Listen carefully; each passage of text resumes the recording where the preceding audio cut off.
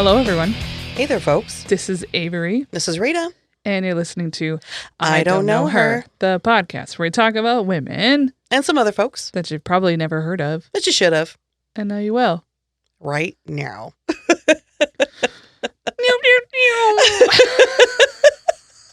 That's probably the weirdest noise I've ever heard you say. Yeah. I didn't know what to do, and I was on the spot. It just came out. Finger guns. I hate finger guns. Me too. They're very cute when they're on certain people, though. True. It's a good dad move. Yes. I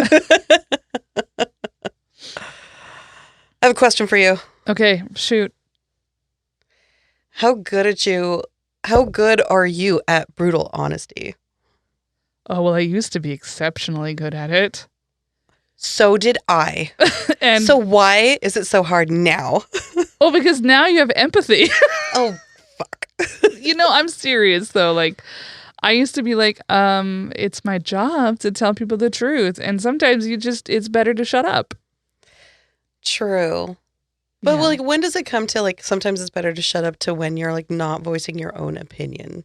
Oh, that's a good question. You're like, maybe I just shouldn't stir the water, where you're just, like, not telling the truth. I think if you think the person is in danger of harming themselves or others, Okay. that's a situation where it's like, no, you really need help. This is not it. Mm-hmm. Or if you see someone you love who is about to embark on something you know is probably not going to be good for them in one way or another. But like otherwise, it's probably best to not be brutally honest, but potentially just honest.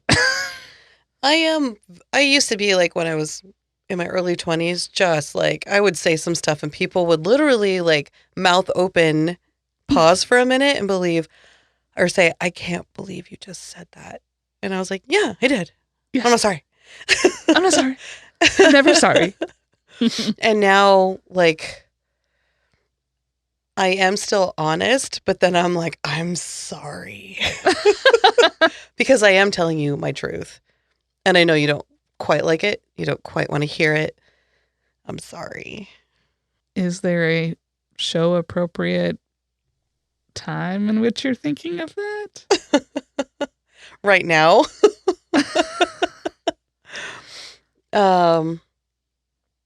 I just had, like, one of the most difficult conversations ever about 30 minutes ago. Oh, yeah.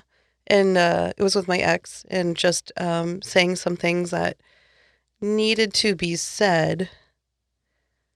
And it's just hard. It's hard, and it's a different kind of honesty. There's kind of a spitting kind of rapid fire honesty. And then there's the, like, it feels like a tooth is being pulled out. Right. There's a big difference between telling the truth when it's like, oh, you know what? I totally fucked up. You're right.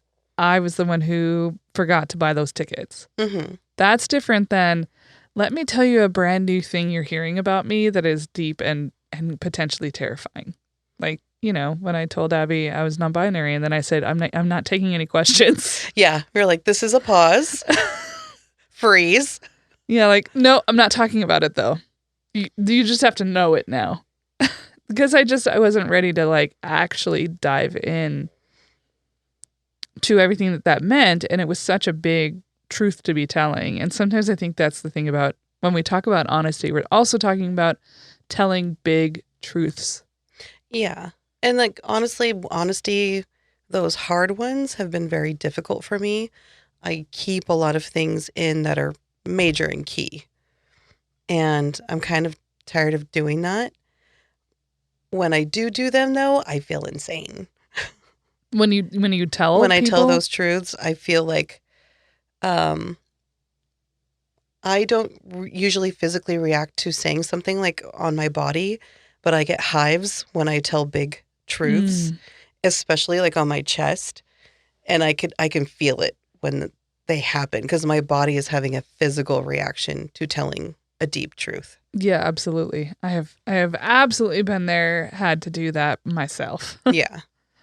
Yeah, those kind of things are not easy. Like, when I look back at being 23 or 22 and coming out the first time, and that one was in so many ways scarier, and in so many ways not as scary.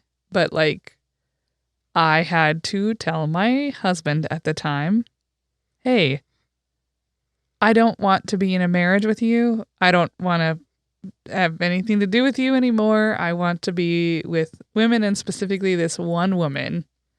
Like, that wasn't my intention, but that's what happened. Yeah. So that was really hard. And then to tell my mom, I don't know if I've ever told you about that. Like, my mom had already had suspicions. And then my ex and I had split, and I had gone, I was living somewhere else. Like, I had a different place to live without him there, and I think she was aware of that. But I had gone to Spokane, and I lived in Montana at the time, to pick up Abby for her first visit to Montana. Mm-hmm. And while we were in Spokane, my mom called to tell me that my stepdad had had a horrible accident. Oh, no. And I was like, I can't come. Like, I'm not even in Montana right now. And she was like, well, where are you? And I was like, well, I'm in Spokane. I'm picking somebody up at the airport, blah, blah, blah. And so it was like a day later or so, we were back in Montana. We were driving in the car, and my mom calls again, and I answer it, and she was like telling me an update on my dad. But then she was like, who were you with? And I was like, a friend. She was like, Oh. Are you gay? Oh my God. And I was like, yes. I don't want to talk about this right now. And she was like, that's why you left Reggie? I don't want to talk about this right now. And I was just like, oh my God. It was just honest. I was in the car. We had just had dinner. It was like it's like the blood goes out of your head. Like, I feel kind of crazy right now. Yep. And it wasn't good for a while. It was like probably a year before we could actually even have a conversation. Yikes. About anything. The weather. Yeah. We couldn't even, because I went home so I had called my mom, and I was like, I'm not sure if you want me to come home for Christmas. Because it would have been the first time I didn't come home. And she was like, yeah, you can come home as long as you come home alone. It was just like that. Yeah. It was just not good. Not good. Not good. Well, the honesty, like, I feel like the rapid fire for me is projected onto other people and like what they're doing, which I feel is easy. And the honesty that I've been finding within myself and pulling that out and saying that truth and having to live with how people look at you and react to you and think about you. But also, I'm still just like sitting here and saying, at least I fucking said it. I said the truth. And this is how I feel. And I need to feel okay with it. And generally, I always, in those situations, feel better than I did initially. Because it's out. And it's no longer this like secret I'm keeping. Because the longer a secret is sticking inside you, and you know you have to tell another person about it, oh man, that starts to eat you alive. I can't sleep. I can't eat. I can't cope. I'm going to do bad things to myself because I just can't deal. Well, I hope you do feel some relief after having that hard conversation. I do. It's like after like riding a bike really hard and you get off the bike and your legs are all wobbly. Yeah. But you feel really good.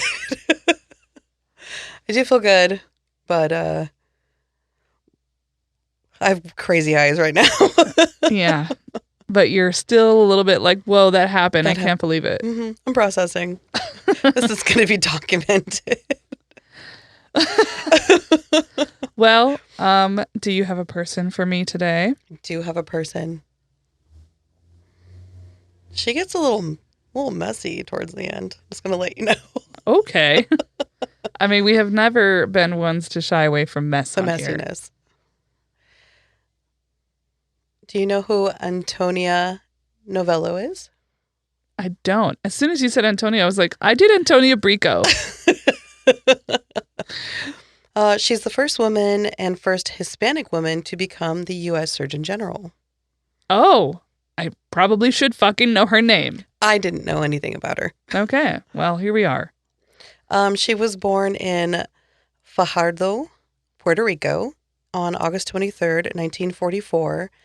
And right from the get-go, from when Antonia was born, she faced a huge physical problem. Mm. She was born with complications, and she was diagnosed with Hirschsprung's disease. I don't know if you've ever heard that. I don't think I have. I don't know what that is. Symptoms of this disease are very painful.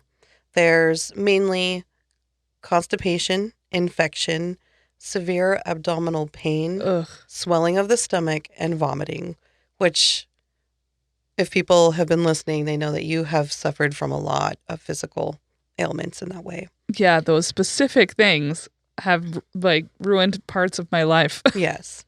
So I looked up a little bit of what Hirschsprung disease was, and what causes all of these symptoms is the muscle in the large intestine.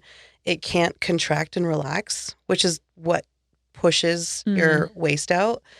It's just numb. So it causes all this blockage in the colon.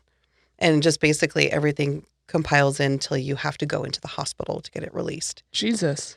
So this disease led Antonia to having, she had to go to the hospital all the time. She lived in a lot of pain, and her condition left her with really low energy just because her body wasn't functioning properly, which I know you also identify with. Yeah. Although testosterone has been a whole game changer. Testosterone has been a fairy wand on your head. I mean, for real. It's incredible. And since she was low energy and she was in a lot of pain growing up, she couldn't do what all the other children were doing. So she was often left isolated on the sidelines, having to stay in class and sit with the teacher or just alone, which is I could not function like that. Let me tell you, the teacher doesn't like that either. The teacher wants to be outside too. No, the teacher wants some quiet time. Away from the children. And there's this one there that you're just you can't fart if there's one kid in the room. My friend actually did that the other day. She thought she was alone. There was a kid still packing up, and she just let one really rip. Ooh. And then was like, oh shit. What did the student say? Oh no. Just wide-eyed terror, and then ran from the room. Sorry, that was totally off topic, but I was just thinking about that poor teacher sitting in that room. In that room with her. Growing up, she had 2 younger siblings, and her mother, Anna, raised them all on her own because her father, Antonio, died when she was around 8 years old. So Antonia is dealing with all of this stuff and raising her younger siblings? Anna, her mother, is raising them. Oh, I thought you said Antonia. Antonio is her father, who passed away when she was 8. And the death of her father left them financially strained, which is a narrative we've heard so many times. Her mother couldn't afford the surgeries that would alleviate her pain. So a lot of times where if she needed to go to the hospital and they couldn't afford it, they just had to deal. She had to deal. Yeah, and die? I mean, that seems really bad. Yes. She eventually would have surgery to correct her problem, but she didn't have that surgery till she was 18 years old.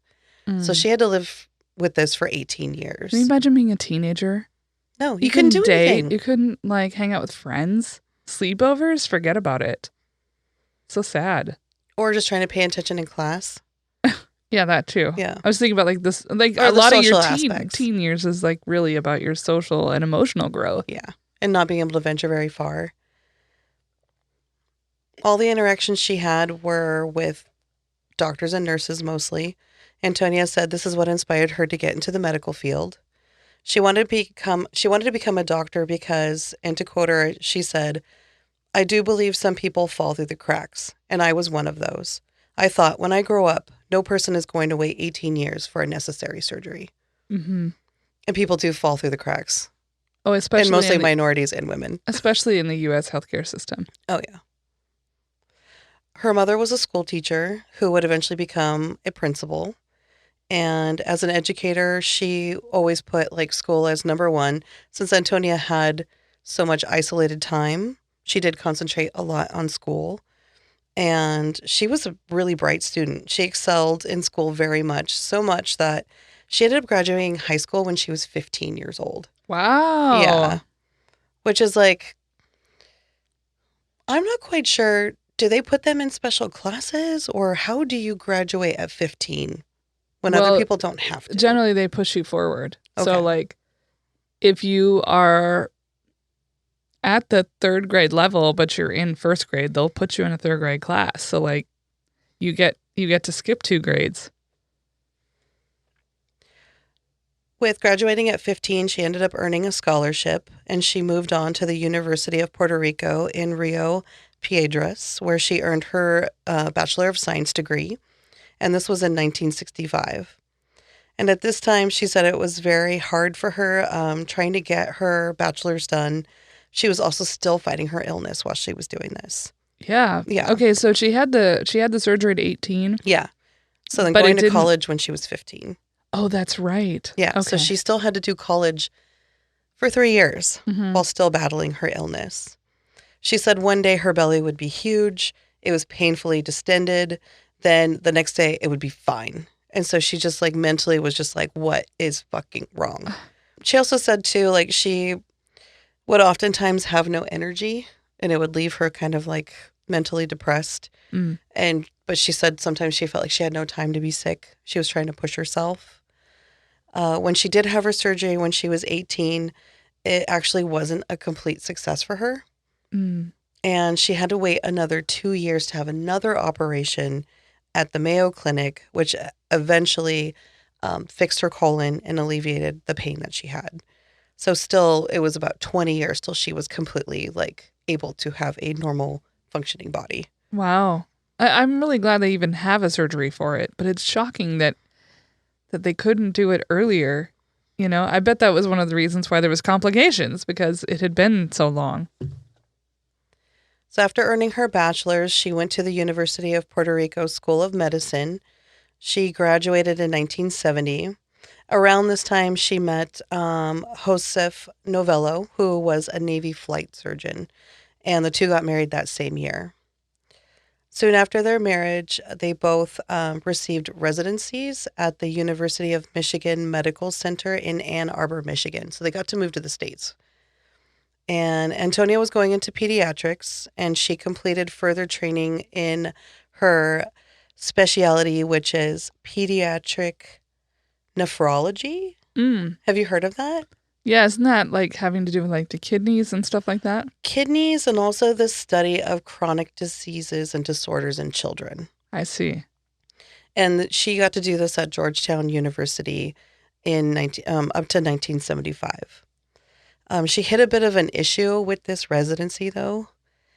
She said, to quote her, she had an unusual compassion for her patients.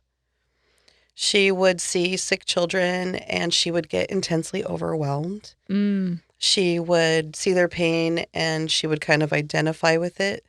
And she said that it was also her first time like seeing actual patients. And it was a lot harder than she thought. In an interview for People magazine, she said, when the pediatrician cries as much as the parents do, maybe you should get out. Oh, dear. Yeah, that's not great. It's not professional. No, I would not want my doctor to be crying. I mean, like, it's one thing if it's like a rare occasion, but it would be very like, I would have a hard time knowing if I could trust my doctor to be stable. Yeah, like, because, doctors are supposed to be the ones that are holding it down. And also, you're scared. Yes. It's your child. I want the person to look at me and be like confident and secure. And well, like your surgeon yeah, was like, well, this is what we're doing. It's going to be great. This is what we're going to do. And I'm going to do it right. And my OBGYN is top notch. Like she's just like, okay, here are your options. Here's A, B, and C. And like, we'll be compassionate, but also very direct. And that's the perfect balance. Yes. I want you to have compassion, but be direct and not cry with me. Because if they're crying with you, then you're like, should I be worried? I mean, imagine if every time a student came into me with a huge issue going on in their life, if I cried with them. Ooh. Like, it's one thing to have it happen occasionally. It's another thing for it to happen regularly. And it sounds like it was regular. Yes. Because obviously if she in People magazine, she's quoted as that. She recognized that she was maybe like... a little too invested. A little too invested in this. Her work at her residency wasn't overlooked, though. She put every ounce of energy she had into her patients. And when she completed that residency, she was named the first woman ever to be named Pediatrics Intern of the Year. Oh, wow. So, I mean, she was dedicated, hardworking, sometimes a little too much. A little too invested. A little too invested, but she still did a very good job. She then went on to her nephrology fellowship at Georgetown University in 1976. And after finishing that, she considered joining the U.S. Navy because her husband was in the Navy and she thought it looked like a good option for her. But she said she was discouraged by a male recruiter. Oh, that seems correct. Yeah, she said she showed up to sign up. They were looking for a nephrologist. And the recruiter put his feet up on the desk and he said, "Oh, you heard we were hiring? Guess you didn't hear we were looking for a few good men." Oh, I want to hurt that person real bad. And she was like, fuck this. Yeah, exactly. That's what I would do. I'd be like, I guess I will just take my talent elsewhere because you don't fucking need me, do you? Yeah. And obviously very good at her job. Yeah. Smart as fuck. And she was like, all right then. The Navy doesn't need me. Yeah. So frustrating. Yeah, I watched the video of her say that and I was like, cringe. So cringy. Oh, I couldn't. I would be so pissed. She ended up signing on with the U.S. Public Health Service. The PHS is a quasi-military corps of doctors, nurses, and other medical personnel who conduct research. Oh, okay. And this group serves in areas where there's shortages of doctors. Like, they do a lot of work on Native American reservations. Mm. And they assist in, like, national disaster relief and stuff like that. So serious places of need.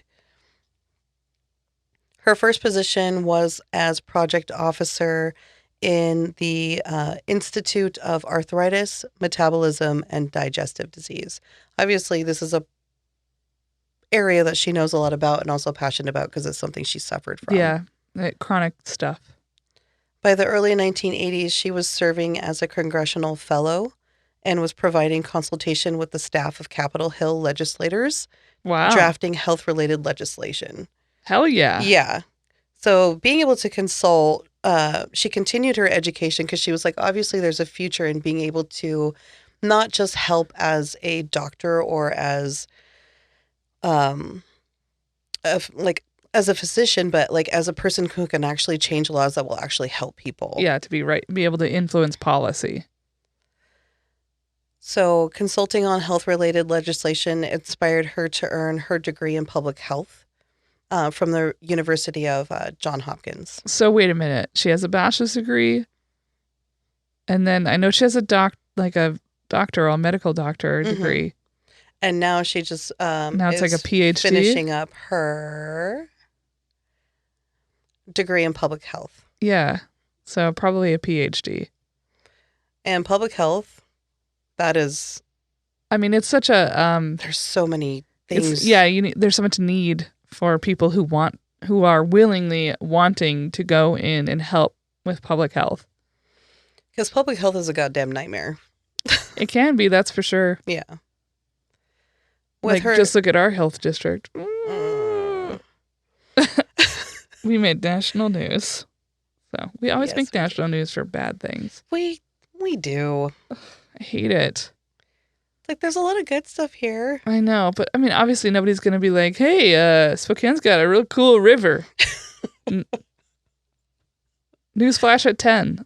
Yeah. Not happening. No. Said they're like, Rachel Dolezal. Oh, shit. I haven't heard that name in a hot minute. Oh, you haven't been on Twitter because it's like a fucking weekly occurrence. No, thank you. I did discover she doesn't live here anymore, though. Good. She's not ours anymore, everybody. Go somewhere else. She's in Arizona, Tucson, I believe. Good. So Antonia, with her new degree, she was promoted to the National Institute of Child Health and Human Development. And here she said this was her absolute dream spot because this was a position that combined her pediatrics training with her desire to assist to act for those who could not financially afford things. Yeah. And this, she felt like she wanted to position herself where she would be able to have the most influence.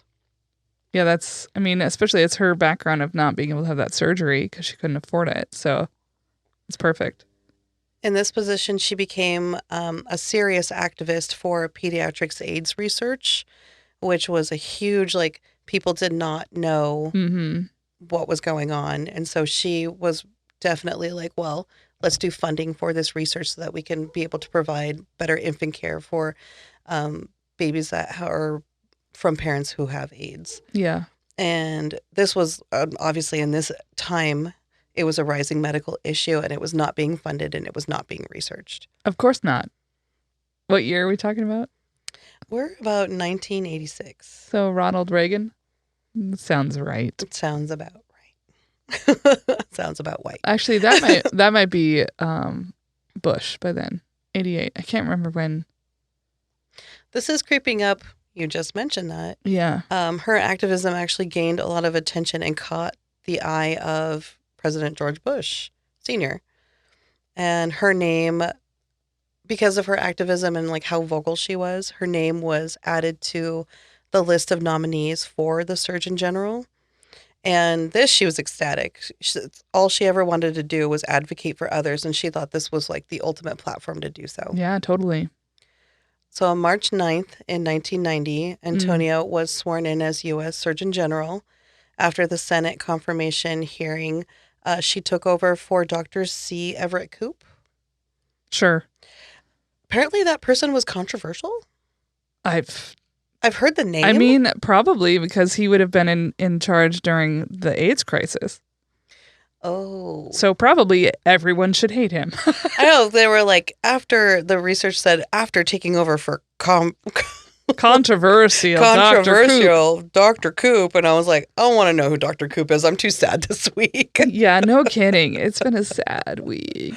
Here in the inland Northwest. Especially. Yes, it has been a sad week. If you're not sure what we're talking about, you just need to Google U-Haul at a Pride. And then you'll find out real quick. Insane. So I was reading more of that today and looking at videos and stuff, and I was like, I need to stop. I had students there. Some of my queer students were there. Oh no. I know, that's just scary and sad. It is. And they specifically chose to go to that Pride to try to give them more support. And I can't even fathom what might have happened if those men had not been stopped. In any case. That person who called the police should win a fucking medal. Yes, please. So Antonia was the 14th physician to hold this job, and she was the first female ever to hold it and actually the first minority ever. Wow. So she hit all the boxes. Yes. Tick, tick, tick. During the time where she was sworn in, she took to the mic and she said, "Today, West Side Story comes to the West Wing." That's very silly and very funny. Very funny. I actually did have a video. When I was a little girl attending public schools in Puerto Rico, I looked beyond the Caribbean and beyond El Yunque and beyond everywhere that I could. And all I wanted to do when I dreamed was to become a pediatrician, a doctor for the little kids in my hometown. I never told anyone that I wanted to be that. It seemed too grand of a notion. Well, dreams sometimes come true in unexpected ways, and today I stand before you with pride and humility as the first Puerto Rican, Hispanic, female Surgeon General of this country.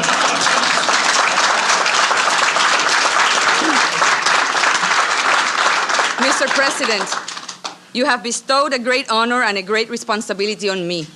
By doing so, you have also sent a message. You have sent a message that somewhere this very morning, anywhere in San Francisco, San Antonio, Boston, Biloxi, there's another minority girl or boy who can dream the dreams that I just dreamed yesterday of becoming the Surgeon General of this country. I do not aspire to be the Surgeon General of the Hispanics, or the Surgeon General of the women, or the Surgeon General of the children. I aspire to be the Surgeon General of every American of this great country.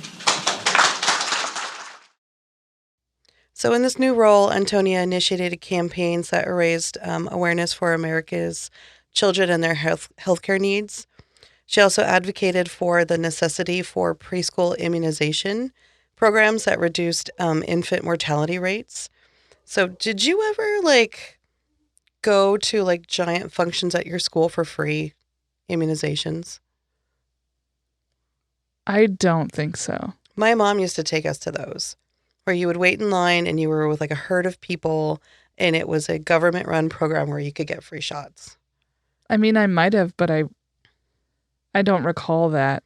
I remember doing those and feeling not too great about it, because you're just just we're this poor, but necessary shots though. Yeah. She increased funding for research into providing better health care for minorities, women, and children in underserved areas. And one area she also advocated for, which was kind of unique for her position, hadn't really been done by any other Surgeon General. She provided resources for domestic violence victims. Oh, good. It is a health crisis. Yes, and she drew attention to it. It was saying this is a problem in the home, which has physical health needs, mental health needs. And it impacts people beyond just the moment. Mm-hmm.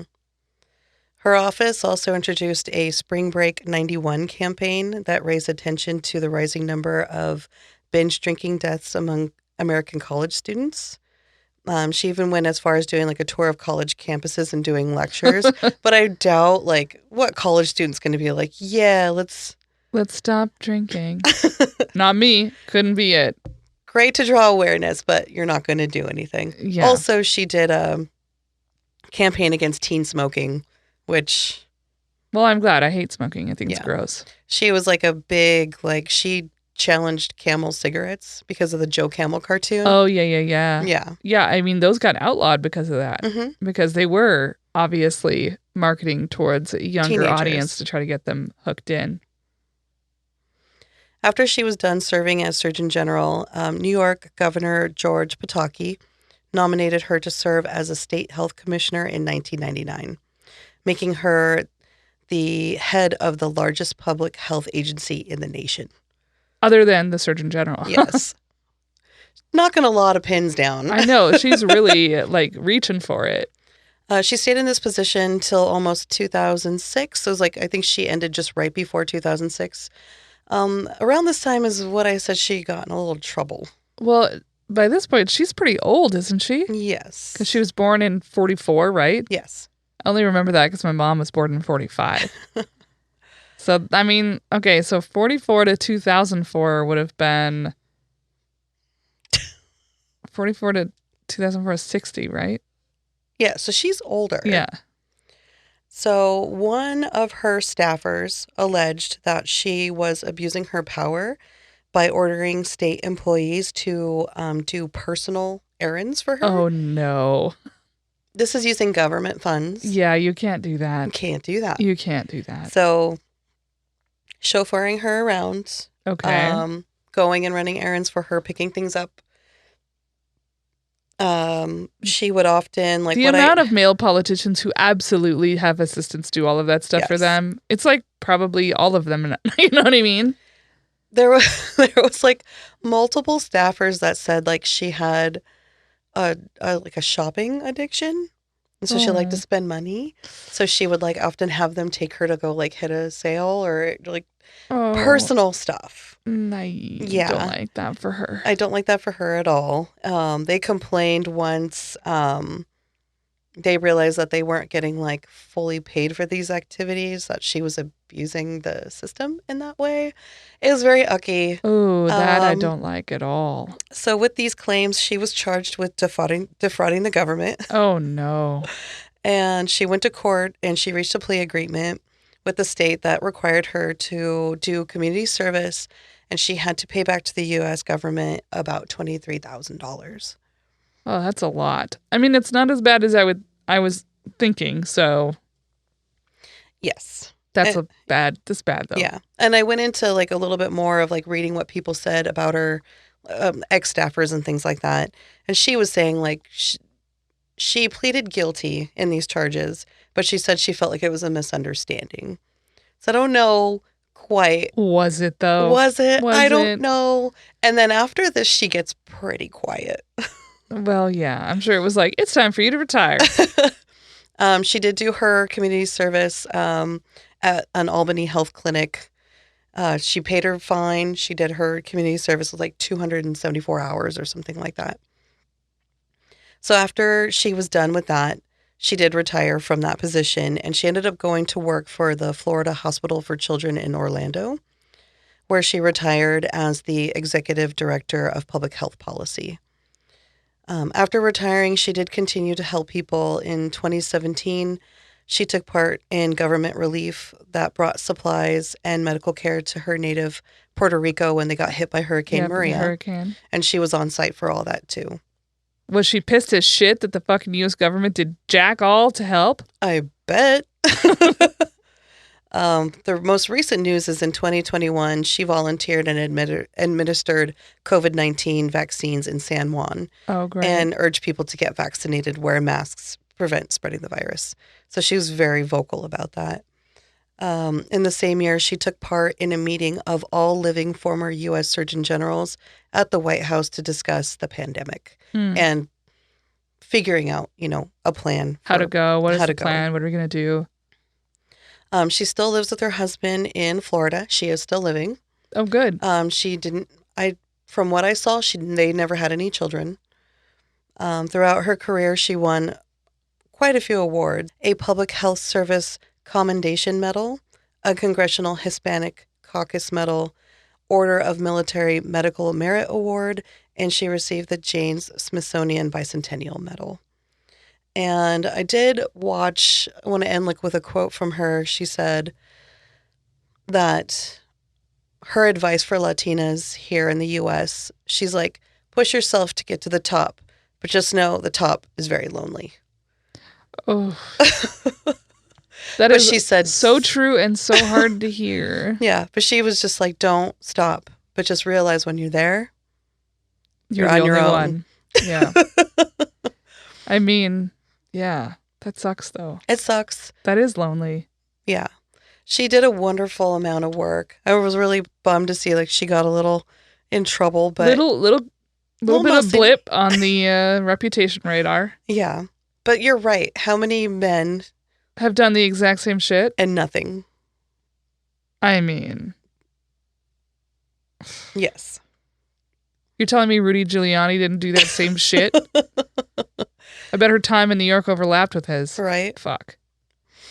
So that was her story. Well, she's amazing and wonderful. Yeah. She's a great She person. did a lot of cool shit. She's human. Yeah. Well, and I mean, I don't advocate for people to take advantage of others who are, underneath them in the hierarchy of your workplace, though. Mhm. So bad, Antonia, bad. Don't do Not that. good. However, double standard. Yes. It all sucks. Two things can be true at once, which my therapist tells me all the time. That's a good thing. Yeah. Yeah. I like that. So two things can be true at once. She did both incredible things and a great, wonderful, long career, and also took advantage of staffers and did something stupid and bad. All around. Full circle. I got my information about her from the National Women's Hall of Fame, the National Women's History Museum. There's an article written by Mariana Brandman. She has a biography written on myhero.com, and then I use Wikipedia for her timeline. Awesome. Thank you so much. You're welcome. And thank you, listeners, for tuning in for another season of I Don't Know Her. This is our final episode of this season. Dun, da, da, da. We, as you know, we record in an upstairs space, and it gets exceptionally hot. It was only like 67 last time we were recording, and we were both sweating. Yes. And it's something we don't want to do. Yeah. As soon as the sun hits this side of the house, which is like all day, it gets too hot. So we are going to sign off before it gets sweltering in this facility, and then we will be back with other stories and potentially in a different format in the future. But we really appreciate all your support. Don't forget to tune in and subscribe to our Patreon, because we will be continuing to post our bonus episodes throughout the summer, so you won't be rid of us yet. And I think we should resurrect the teen magazine quiz. Oh no, because we've changed so much. I know we've changed so much. I would really be curious as to how we answer some of those questions. Maybe not the same quiz. Maybe you guys can come up with your own questions for us. But in any case, we will be posting some content over the summer, and so make sure to tune in to our Patreon. And if you've hung out this long, you know this season's been difficult for both of us. So thank you so much for hanging in there with us. Yes. And thank you to Lucas McIntyre for once again doing our wonderful editing work. And thank you to Jennifer Finch for fucking blowing our earballs off. Did you say earballs? I say earballs all the time. Oh my God, that's so weird. On that note, goodbye. Yeah.